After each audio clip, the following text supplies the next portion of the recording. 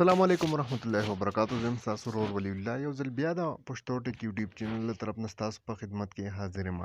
قدرمنو په نوې ویډیو کې به زه تاسو ته راوښیم چې څنګه کولی شئ تاسو چې خپل موبایل چې دی هغه د هر چا نه محفوظ کړئ. مطلب خپل موبایل داسې سکیور کړئ چې تاسو موبایل څوک د ټچ کولو هډو کوشش هم نه کوي.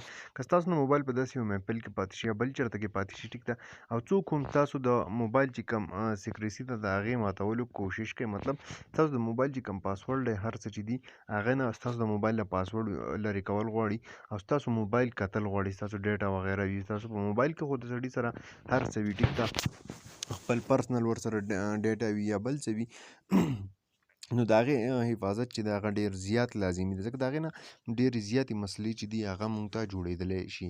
مطلب د دغه اپلیکیشن په واسطه تاسو خپل موبایل چې دی هغه بالکل سکیور کولی شئ. داسې کولی شئ لکه د بینک چې کوم لاکري. کله چې هم څوک ستاسو موبایل د پاسورډ غولولو کوشش کوي ټیک ده، هغه چې څونه پیرې کوشش کوي ستاسو د موبایل پاسورډ غلط ورکوي، نو ستاسو موبایل به خود هغه له چې دی هغه له تصویر وباسي ټیک ده. نور درته د دغه اپلیکیشن پوره مکمل سیټینګ په ویډیو کې راښایم، خو دې نه مخکې ستاسو یوه ورځ کوم که تر اوسه تاسو زموږ پښتو ټک یوټیوب چینل نه یې سبسکرایب کړی، دا سبسکرایب کړئ، خوا کې د غنټۍ نشان هم کلیک کړئ چې زموږ نوي ویډیوز تاسو ته په وخت باندې در رسي. ملګرو سمپل دې لپاره به تاسو ته د اپلیکیشن ضرورت وي. د دغه اپلیکیشن لینک چې دی هغه موږ تاسو ته په ډسکرپشن کې راکړی دی ټیک ده. تاسو بس سمپل دغه اپلیکیشن خپل موبایل ته را انسټال کړئ. دا اپلیکیشن به سمپل ستاسو نه دلته یو ستاسو کوم لاګین چې دی دا به ستاسو نه غواړي ټیک ده. ستاسو چې کوم جیمیل اډرس دی تاسو به هغه دې له ورکړئ، دې له به د دې ځینې د هر څه چې دي هغه اضاف کړئ.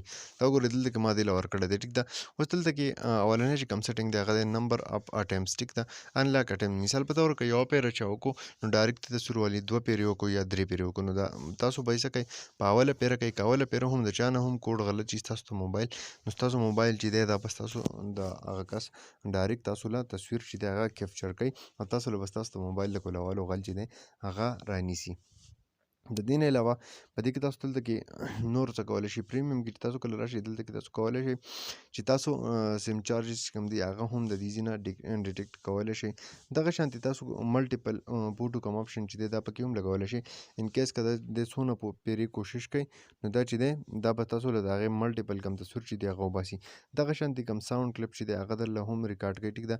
کوم مایکروفون چې دی ستاسو د موبایل دغه به استعمالیږي او تاسو له به دی هر څه چې دي هغه ریکارډ کوي. مطلب ستاسو موبایل چې دی دا به بالکل داسې شي لکه د بینک لاکر. مطلب څوک به هم تاسو د موبایل کوشش د کوم پاسورډ کولولو کوشش نه کوي، دا به ستاسو د موبایل تړ آی شي.